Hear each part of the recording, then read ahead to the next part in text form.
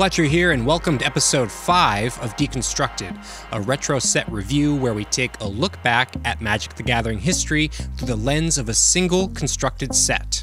Today, we will be talking about Stronghold, the 13th expansion and the second set in the Tempest block.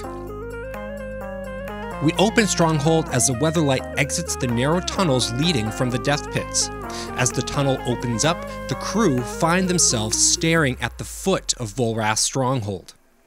Our heroes must infiltrate this military base to free not just Sisay and Stark's daughter Takara, but also Karn and Tarngarth, who were captured during the fight with Griffin Elvek and the Predator airship.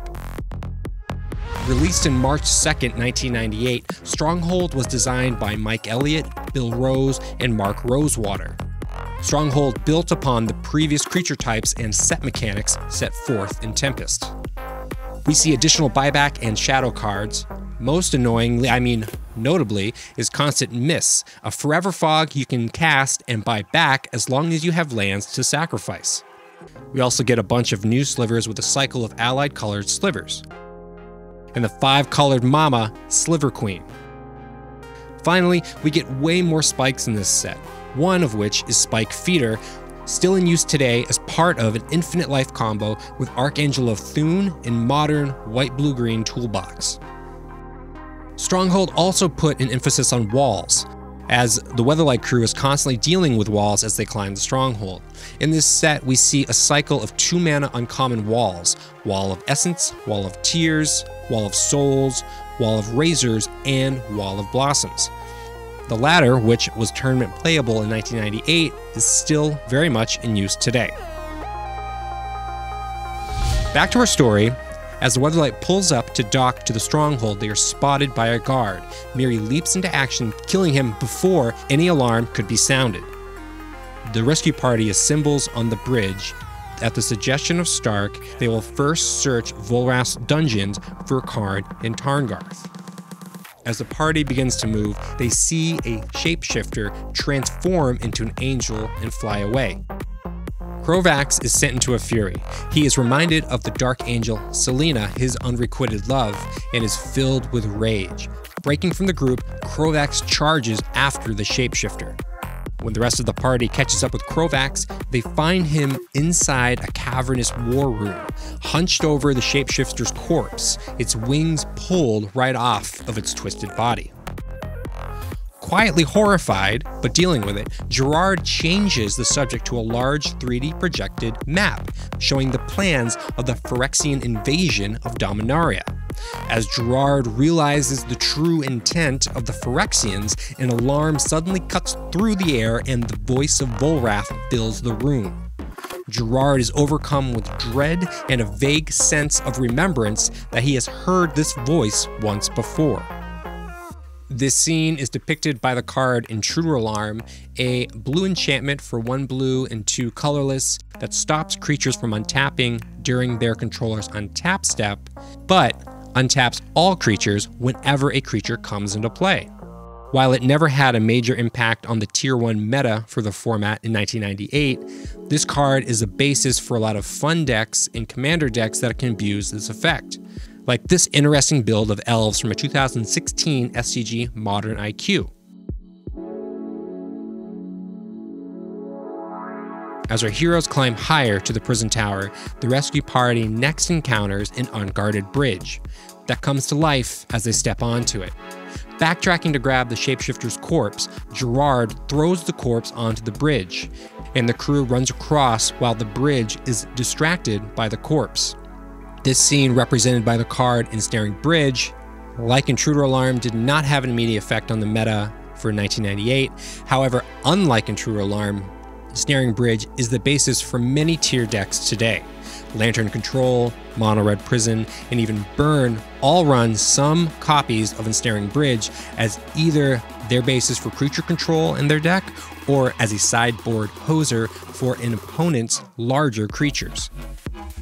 As our heroes go into the prison tower, they first find Karn inside a cell with a horde of small goblins. Volrath, the master of torture, crammed the cell full with small goblins and animated the floor of the cell with flowstone. The result is a constantly shifting floor that unbalances Karn, who is constantly crushing the goblins under his feet. When the rescue party finds the pacifist Karn, he is awash with goblin blood and steeped in a deep emotional agony. In the next cell, they find Tarngarth, who is in the process of being mutated and is horribly disfigured. Gerard and Tarngarth bro it up, and Gerard is able to satiate the Minotaur with promises of revenge for Volrath. Regrouping and climbing higher in the Stronghold, the party next crosses another bridge. Waiting for them is the Dark Angel Selena. She swoops down from the sky with her sword poised for Krovax. Catching the party off guard, only Miri is quick enough to react. She throws herself in front of Krovax, saving his life, but severely wounding herself in the process. Krovax then lunges forward with his sword, critically striking the Dark Angel. Selena bursts into a stream of black and white mana, which shoots into Krovax's body. Stunned, Krovax falls forward and impales himself on Selena's sword.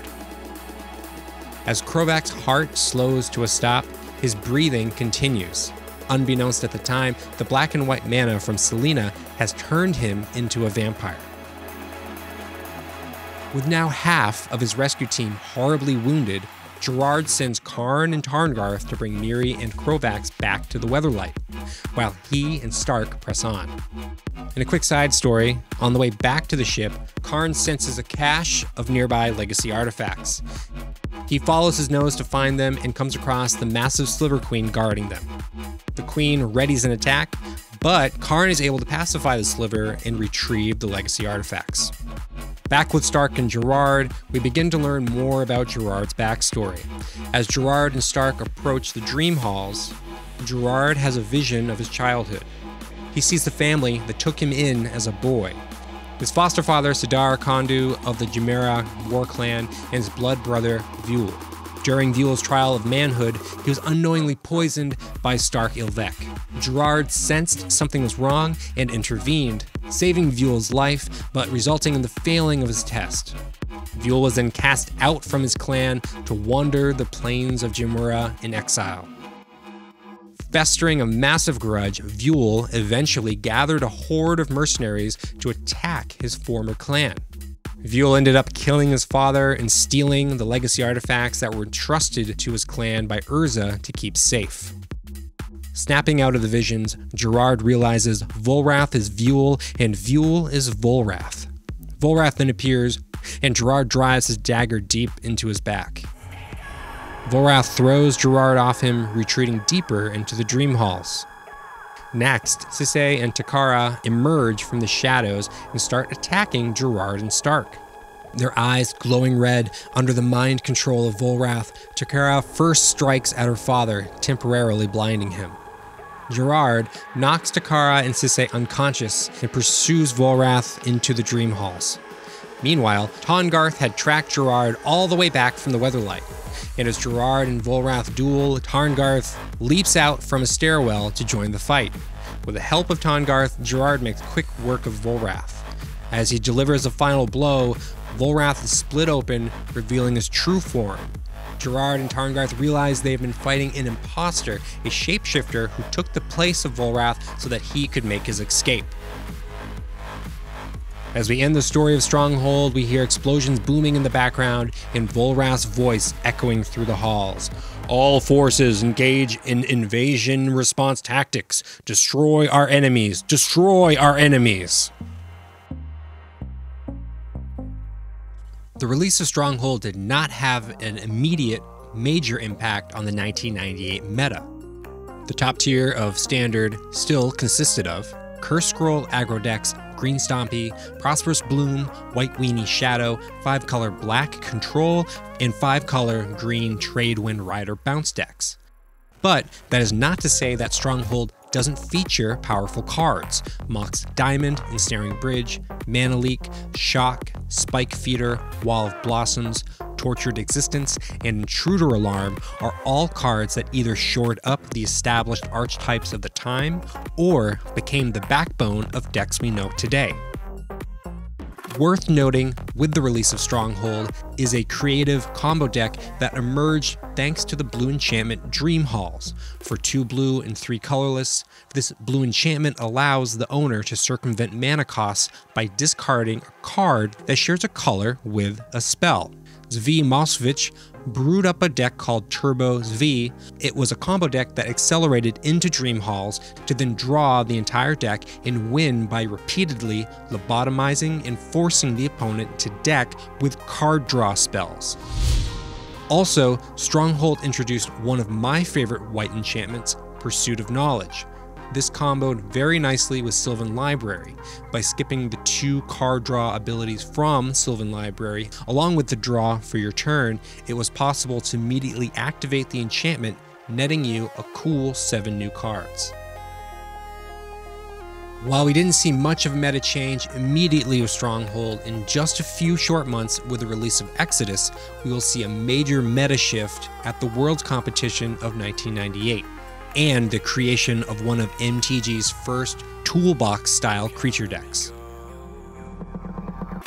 Thank you for watching, and tune in next time as we wrap up the Tempest cycle with the block's 3rd expansion, Exodus. Thanks for watching the video. If you enjoyed it, help us out by clicking that like button down below. And to keep up on all the latest and greatest, click that subscribe button. Don't forget to hit that bell icon to get alerts whenever we have a new video. And check out some other sweet videos here and here.